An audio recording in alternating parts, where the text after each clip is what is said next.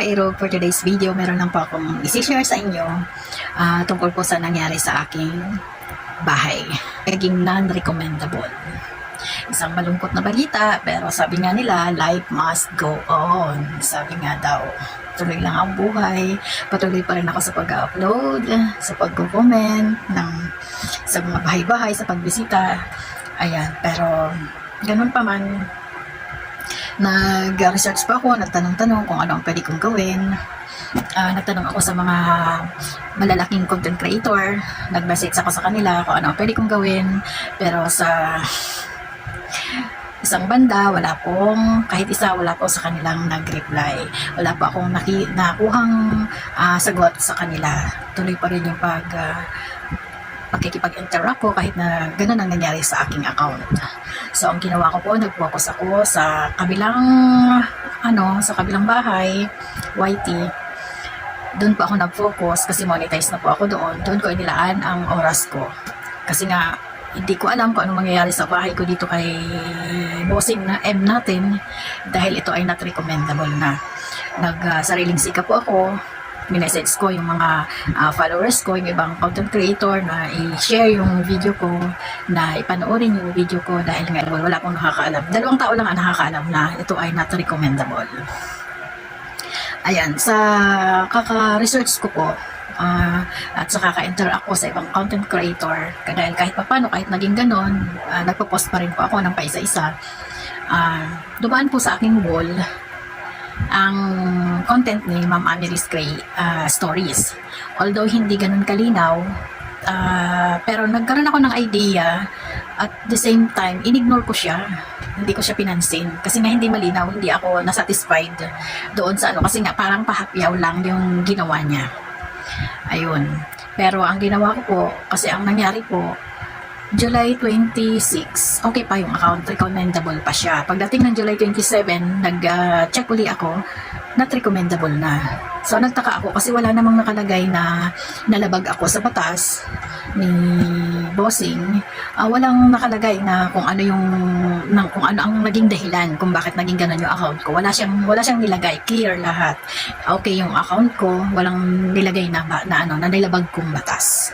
Kaya nagtataka ako bakit naging ganun. So ang ginawa ko, nag-email po ako sa naging basihan nila, bakit naging ganun yung account ko, bakit naging non-recommendable. Ako po yun, basta nakapag-send na ako ng email sa kanila hanggang sa dumaan sa wall ko yung account nga ni Ma'am Amery stories, dumaan uli siya kasi dati binaliwala ko siya, tapos dumaan uli. Pinood ko na yung video niya, pero hindi pa rin malinaw kasi nga pahapyaw lang. So ang dalawang dumaan sa wall ko doon sa kabila yung account ni Sir Jose, tapos nakalagay doon yung parang kagaya sa problema ko, nakalagay siya doon. So pinanood ko, naging curious ako, pinanood ko talaga siya ng buo. So tama nga ang sinabi ni Ma'am Amery, although hindi siya malinaw, kasi ang pagkasabi niya naman doon, pag hindi mo naintindihan, hanapin mo yung account ni Sir Jose at panoorin mo, na hindi ko binigyan ng importansya yon. So ang ginawa ko, pinanood ko, tapos doon ko na pagtanto yung naging ng aking account. So ang ginawa ko, after ko mapanood yung video ni Sir Jose, binalikan ko ang aking account. Tapos chinek ko yung before and after. Before ako non-recommendable, pinanood ko siya yung before and after. Kasi 26 okay pa, 27 hindi na. So, naglalaro yan sa 25. Sa 25. Di ba nagbura na ako ng mga videos before na magbasa ko yung kay Sir Jose.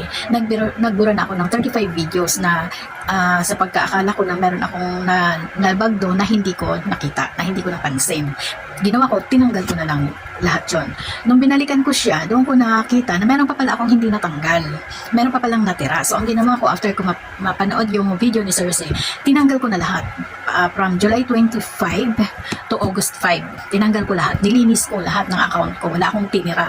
Bali, total non 40 videos nawala sa akin. Hindi na ako nang hinayang sa pala yun. Kaya, hindi ko na pinanghinayangan yung pala na yun, tsaka yung mga views na naan doon. Tinanggal ko na 40 videos ng total. 40 videos yung tinanggal ko na. At ayun nga, before kami magpunta sa outtaking ng aking anak, August 6. Ayan, good news. Dahil naging recommendable na po siya. Ayan, para akong nanalo sa loto. Nagtatatalon ako sa tuwa.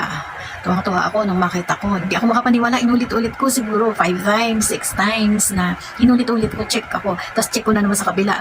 Naghanap na naman ako ng ibang cellphone ng anak ko, cellphone ng nanay ko, chinek ko kung talagang same ano.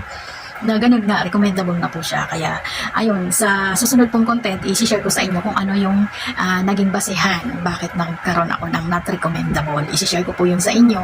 Although, siguro hindi ko alam kung sa akin lang yun, na ganun, or kasi may nakikita pa akong gumagawa nun, pero bakit hindi sila unrecommendable, or baka hindi sila aware doon, hindi nila chine-check, kaya ganun. Kasi may mga nakikita akong gumagawa nun hanggang ngayon. So, hindi ko alam kung sa akin lang ba or pwede sa iba. Ganon. Pero isi-share ko rin po yun. Gagawan ko po yun ng, sa next video ko po, yun po ang itatapik ko kung ano ang naging dahilan. Bakit ako naging non-recommendable. Kaya, thank you Lord. Kasi recommendable na po ako ngayon. Ayan, nagkaroon na naman ako ng excitement sa paggawa ng content. Masaya-masaya po ako. Talagang God is good all the time. So, talagang napakabuti niya. Dahil hindi niya pinabayaan na mawala ang pinaghirapan ko. Di po ba? Maraming salamat mga ka-Ero. For more videos, abangan niyo po kung ano yung naging dahilan ng naging unrecommendable ko ng aking account. Abangan niyo po yun next video. Gagawa ko pong content yun. Maraming salamat. Bye!